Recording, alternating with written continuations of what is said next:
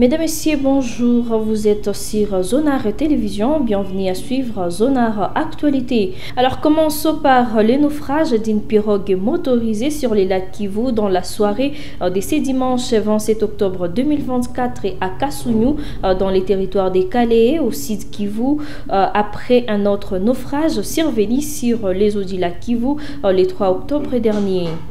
Une dizaine de personnes ont été sauvées selon les cadres des concertations de la société civile de Calais. La pirogue était chargée de marchandises et n'a pas résisté aux vagues et aux fortes pluies qui se sont abattues sur les lacs Kivu. Les bilans provisoires est de 10 rescapés et la pirogue disparut avec toutes les marchandises, a déclaré Delphin Mbirimbiri, président du cadre des concertations de la société civile des Calais. Tenez pour lutter contre ces drames, plusieurs mesures ont été prises par le gouvernement provincial du Sud Kivu, notamment l'interdiction des navigations la nuit et les ports obligatoires des gilets de sauvetage. La guerre continue à l'est de la République démocratique du Congo. Des affrontements se sont étendus jusque dans les territoires de Walikale. C'est lundi 28 octobre 2024. Les Wazalendo VDP ont attaqué plusieurs positions de M23. Les détails dans ce reportage de Silva Kanduki. Depuis l'après-midi de ce lundi 24 octobre 2024, les combats opposent les résistants Wazalendo VDP aux rebelles du M23/RDF à Minjenje, dans la localité de Banakindi, située dans le groupement des Kasimba en territoire de Walikale. Selon des sources locales, les VDP ont lancé une offensive déterminée visant à contrecarrer les avancées du M23 dont la destination présumée serait la localité stratégique de Pinga. Des détonations en armes lourdes et légères retentissaient depuis midi à Minjenje, poussant la population au déplacement massif. Ces explosions entendues dans un rayon de plusieurs kilomètres témoignent d'intenses combats et la détermination des deux camps à s'imposer dans cette région du Nord Kivu, déjà fortement éprouvée par des conflits armés. Cette reprise des hostilités entre les VDP et la M23 intervient dans un contexte déjà marqué par de nombreux affrontements, notamment à Kalembe, Kalonga, Petit et bien d'autres agglomérations. Cette nouvelle montée des violences fait craindre une aggravation de la situation sécuritaire dans les territoires de Walikale, suscitant des préoccupations inquiétantes parmi les populations locales. De l'autre côté, les volontaires de la défense de la patrie Wazalendo, du CMC/FDP, collectif des mouvements pour les changements, forces de défense du peuple, ont récupéré plusieurs armes et munitions lors des affrontements rudes dans la chefferie des Buito, c'est un territoire des Rutshuru.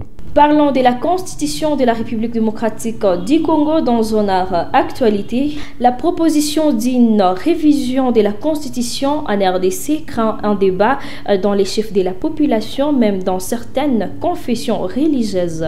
Koulipaloukou Melkisedek, évêque du diocèse Butembo Beni au Nord Kivu, s'est prononcé sur les projets ayant objet à la révision de la Constitution. C'était au cours d'une messe célébrée le 27 octobre 2024 pour marquer les débuts de la nouvelle année de formation sacerdotale. Ce prélat catholique a souligné que les préoccupations des dirigeants, précisément autour de la révision constitutionnelle, ne répondent pas aux besoins urgents de la population.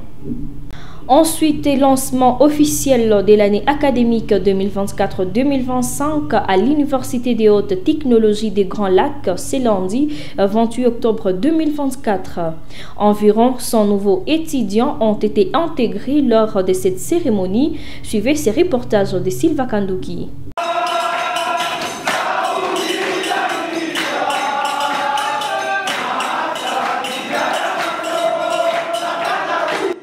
C'est dans cette ambiance que les nouveaux étudiants ont été accueillis au sein de l'Université des hautes technologies des Grands Lacs, UHTGL en sigle et ISP-HTGL.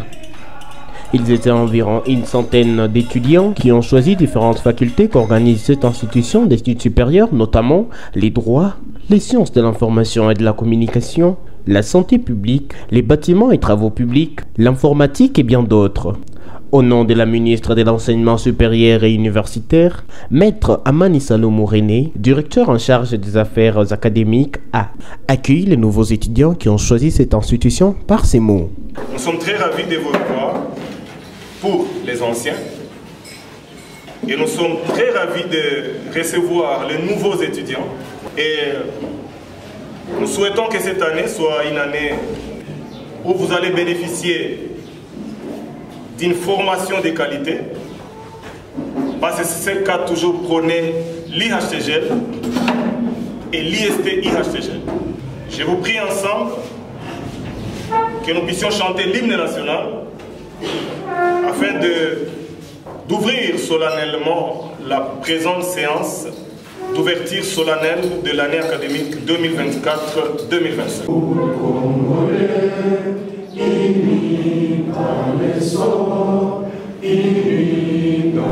Avec un corps académique qualifié, des professeurs et doctorants d'autres études, une bibliothèque équipée de plus de 3000 ouvrages et une connexion Internet gratuite pour les étudiants, le DIRAC a rassuré un environnement propice pour l'apprentissage de ces nouveaux étudiants, mais même grâce à ses multiples partenariats. L'IHTGL a des partenariats aussi avec d'autres institutions de la place et même d'autres institutions étrangères. Par exemple, vous avez une bibliothèque riche en ouvrages, plus de 13 600 ouvrages, nous les avons là-bas. Et avec cette bibliothèque, nous sommes en partenariat avec le club RFI. L'Université des hautes technologies des Grands Lacs a été classée 4e institution produisant des diplômes au Nord Kivu selon les derniers classements et applique les systèmes licence, master, doctorant pour cette année encore.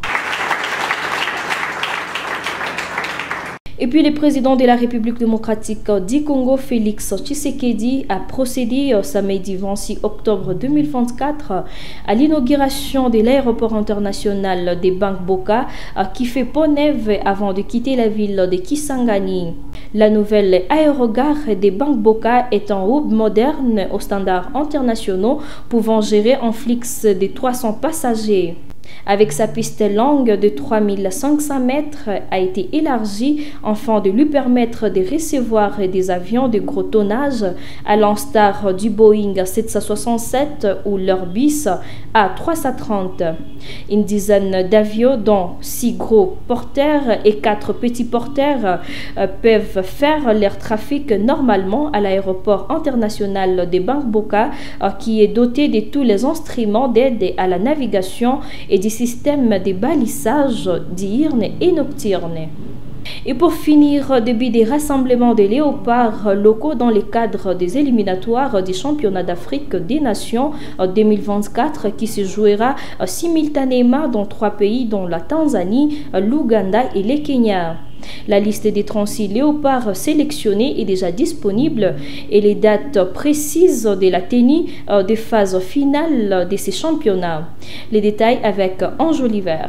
En marge des éliminations du championnat d'Afrique des Nations 2025, le sélectionneur national des léopards a convoqué 36 joueurs pour un stage de préparation avant de penser à la phase finale prévue en février 2025 en Tanzanie, en Ouganda, au Kenya. Les léopards vont croiser les Tchad le 22 et le 27 décembre de l'année en cours. Les matchs allaient prévus au Tchad et à la manche retour à Kinshasa. Les léopards se donnent une semaine de préparation en début du mois de novembre 2024 en prévision de la compétition mise en marge en rassemblement des préparations de l'équipe nationale A, dont voici les joueurs convoqués pour les stages de préparation. Pour les gardiens de but, Brinel Efongue du Maniema Union, Jackson Lunanga aux Renaissance, Bogio Siadi du tout-puissant Mazambé, Kassota Nkiye des Ice Malolé, et pour les défenseurs, Nzita Larmi des Os Renaissance, Lupini Maoukou de Maniema Union, Ayrton Mboku des Ice Vita Club, Isaac Wilangi des Descampe, Papi Kokelea des Lupopo FC, Ernest Luzolo du tout-puissant Mazambé, Ose Ndombele de Maniema Union, Elton Kayambe du Aigle Noir du Congo, Herman Mwanda du Don Bosco, Magloire Tambwe du tout-puissant Mazambé. Et pour les milliers de terrains, Jarvé Onoya de Maniema Union, Mongoba Zito os Renaissance, Rachidi Moussinga de Maniema Union, Isaac Nakatala de Dauphin Noir, Sosé Zemanga du tout-puissant Mazambé, Berli Moutoukala du Descendé, Mersey Ngimbi du tout-puissant Mazambé, Kevin Moukoko, Makoko de AS Vita Club, AG Bassiala de Maniema Union, James Mboma de Maniema Union, Ibrahim Matobo des Aigles Noirs du Congo, Fiston Bouaboua des Aigles Noirs du Congo, José Kazema du FC Lupopo, Oscar Kabwiti du tout-puissant Mazambé, Lise Nyombo du FC Lupopo, Enoch Monga du FC Tanganyika, Jonathan Ika Lembo, Ikonga Lembo du AS Vita Club. Et pour les avant-centres ou carrément les attaquants, Christivi Biobo du FC Céleste, Tony Talassi des Angers Verts, John Pueto des groupes Bazano, Orso Mwaku du Lupopo FC, Jefte Kitambala de Maniema Union. C'est avec cet élément de sport que nous clôturons Zonar Actualité. Merci à vous tous et vous toutes, messieurs, mesdames, de nous avoir regardés. À la prochaine.